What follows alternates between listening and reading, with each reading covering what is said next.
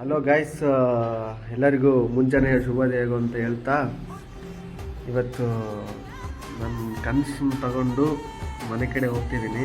ಅಂದರೆ ಅಪ್ಪ ಅಮ್ಮಗೆ ಯಾರಿಗೂ ಗೊತ್ತಿಲ್ಲ, ಸಖತ್ ರೆಡಿ ಆಗಿಬಿಟ್ಟಿದ್ದೀನಿ.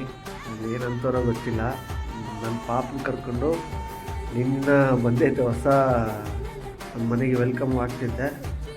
ನೋಡೋಣ ಅಲ್ಲಿ ನಮ್ಮ ಅಪ್ಪ ಅಮ್ಮ ಯಾವ ಥರ ಶಾಕ್ ಆಗ್ತಾರೆ ನಿಮಗೂ ತೋರಿಸ್ತೀನಿ. ಅಲ್ಲಿ ಮೀಟ್ ಆಗೋಣಂತೆ. ಬಾಯ್. ಏನು ಅರ್ಥವೇ ಆಗ್ತಿಲ್ವೇ ಈ ಕೇಸು? ಎಳೆ ಮಗು ಆಗಿದ್ದಿದ್ರೆ ಓಕೆ, ಏನಿದು ಏನೋ ಗೊತ್ತಾಗ್ತಿಲ್ಲಪ್ಪ, ಗೊತ್ತಿಲ್ಲ, ಈ ಅರ್ಥ ಆಗ್ತಿಲ್ಲ ನನಗೆ.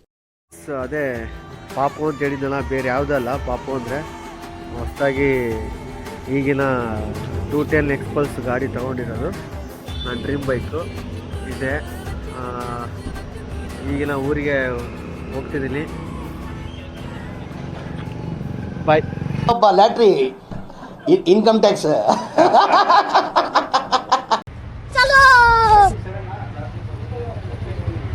ಇದ್ದೀನಿ. ನಾನು ನನ್ನ ಪಾಪು ಇಲ್ಲೇ ಇದ್ದೀನಿ.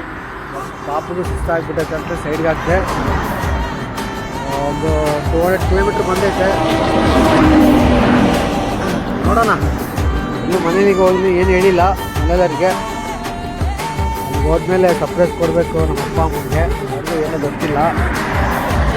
ನೋಡೋಣ ಅವ್ರು ಶಾಕ್ ಆಗ್ತಾರಾ ಅಥವಾ ಹಂಗೆ ಸಿಟ್ಟಾಗ್ತಾರಾ ಏನಂತ ಗೊತ್ತಿಲ್ಲ. ಹೋದ್ಮೇಲೆ ಗೊತ್ತಾಗುತ್ತೆ. ನೋಡೋಣ ಗೈಸ್, ರಿಯಾಕ್ಷನ್ ಹತ್ರ ಸಿಗೋಣ. ಬಾಯ್.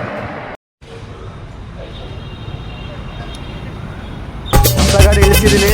ಫಸ್ಟ್ ಟೈಮ್ ಫುಲ್ ಟ್ಯಾಂಕ್ ಮಾಡಿಸ್ತಿದ್ದೀನಿ. ನನ್ನ ಲೈಫಲ್ಲಿ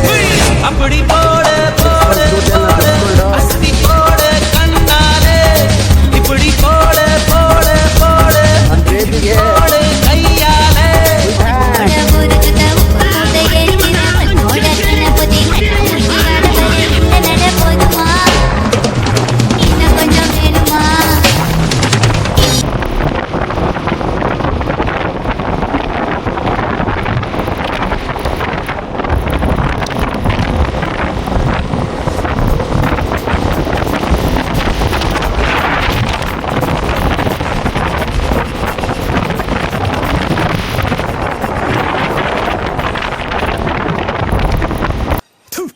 ನಾನು ಕಣ್ಣೆದ್ರಿಗೆ ಇದ್ರೆ ಶೂಟ್ ಮಾಡಿ ಸಾಯಿಸ್ಬಿಡ್ತೀನಿ. ಇರಿಟೇಷನ್ ಕಟ್ರಿ ಕಳ್ಸಿ ಆಚೆ. ಗೈಸ್, ನಮ್ಮಮ್ಮ ಅಂತೂ ಫುಲ್ಲು ಶಾಕ್ ಆದ್ಲು ಈ ಗಾಡಿ ನೋಡಿ. ಅದ್ರ ಜೊತೆ ಖುಷಿನೂ ಆಗಿದ್ದಾಳೆ.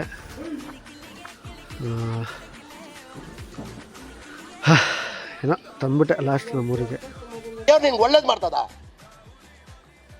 ನಿನ್ ಜನ್ಮಕ್ಕೆ ಹೋಗೋ.